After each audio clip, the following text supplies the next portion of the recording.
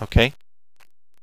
So you have your bases, your basic parts here, and again, instead of text, this would be something like a theme or an overarching idea. You know, those are some of the things that are described. What was it? Oh, subject, topic, or theme. Right. We had that at the beginning. Subject, topic, or theme would be what this is that says text. But you said that, say that was God's protection. Mm-hmm. You said it should be explained or described. Or is that enough of a Mm-hmm.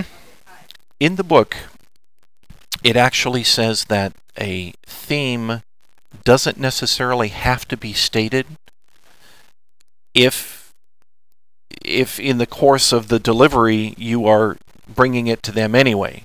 So the theme can be included, but it should be in the outline so you understand, if you want to think about it, it's the anchor upon which everything is going to be pointing.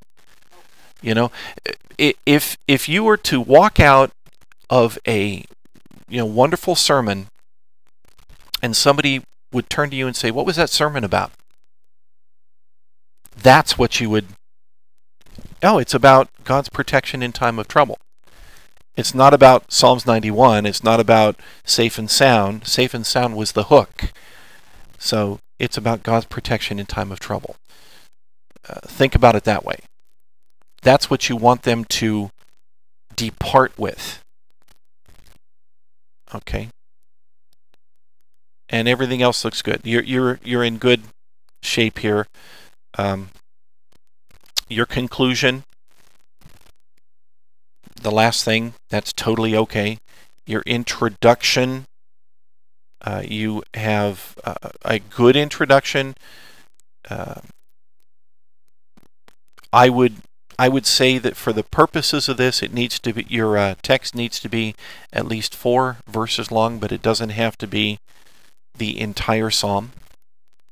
So you might just concentrate on the first 4 or the last 4 or what you believe to be the most prominent 3 or 4 within here,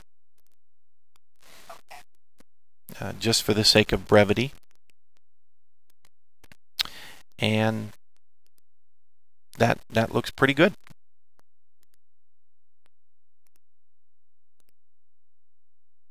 All right. Can you, real quick, Elder Ward, you gave me some examples of sample transitions. One that I captured was, let's look at the next set of pictures, yes, like that. Can yes. you give me a couple of more examples? Sure. In reference to overthinking transitions, Sister Washington, we had this discussion before you came in. Sister Prince and I are both justly accused of overthinking things. And so we were talking about transition sentences. And when I learned in public speaking, sometimes a transition is merely a way to get from one sentence to another. So to use an example, if I'm talking about something, let's say I say, there's going to be 3 things we're going to talk about. The first is da da da da da, and I do the speaking about number 1. Pause. Secondly, that was a transition. A pause and stating secondly. That's a transition. That's totally sufficient because you have now said we've moved on. Does that help a little bit, Sister Prince? Okay. In addition, you can say, so what would the next thing be? Or now we've spoken about this. Now let's, that's a transition. All of those are totally sufficient in doing this. It's just important to have the transitions so you are helping the people as you move from division to division to division, that they understand you're now presenting something different.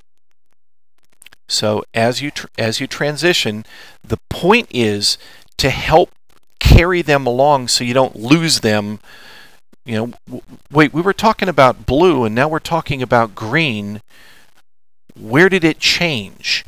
So you need to guide them in that change from Galilee to Judea, or from Jesus to John the Baptist, or something like that. Help them get from one division to the next. That's the purpose of the transitions. Does that make sense? A little?